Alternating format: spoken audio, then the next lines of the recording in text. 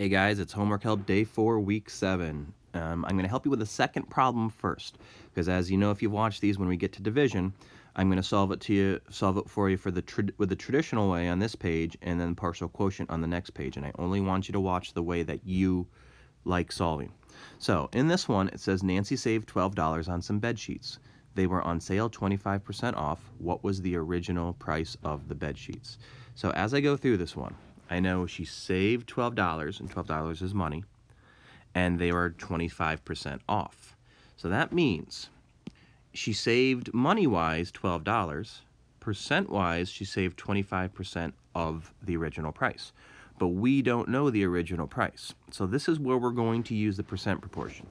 Remember, that is percent over 100 equals part over whole. So here's what we know. We know the percent is 25. So it's 25 over 100 equals part over a whole. Now she saved $12. That's the part. The whole, what was the original price? We don't know. So now we have to figure out how to get that question mark. Now the thing is, I don't know 25 divided by what is 12, because 12 doesn't go into 25. So I'm going to use the reduce first strategy. I'm going to reduce 25 hundredths to an easier fraction. So you can type it in your calculator, or you might know 25 out of 100 is 1 out of 4, or 1/4. So I'm going to actually erase it and change that to 1/4. Now look how much easier this is going to be. 1 times 12 is 12. 4 times 12 is 48. So guess what? The original price was $48. All right, now we're going to get down to this problem. We are going to start with the traditional method. Now remember, if you're a traditional method person, you don't want to divide by a decimal. You want to divide by a whole number, 8. To make 8/10 an 8, you have to multiply it by 10. And remember, the shortcut is just move your decimal once to the right.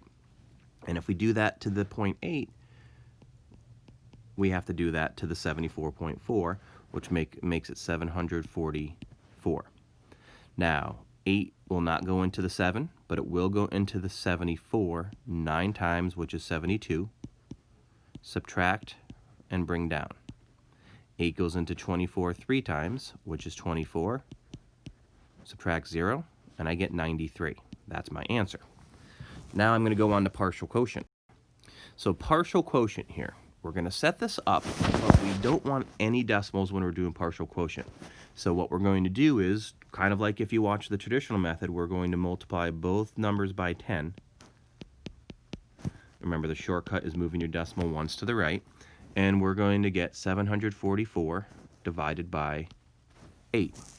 Now, let's come up with some facts. For example, I know, let's see, 8 times 10 is 80.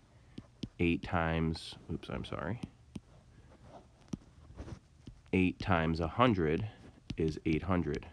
But 800 is too big for 744. So let me do 9. 8 times 9 is 72.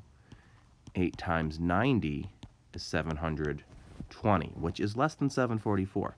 So I'm going to start by using the 8 times 90 fact. So 8 goes into 744 at least 90 times. Oops, that didn't come out. And that 8 times 90 is 720. So now I'm going to subtract. And 8 goes into 24 3 times. Okay, so I get down to 0. So all I have to do is add those two together, and I get my quotient of 93.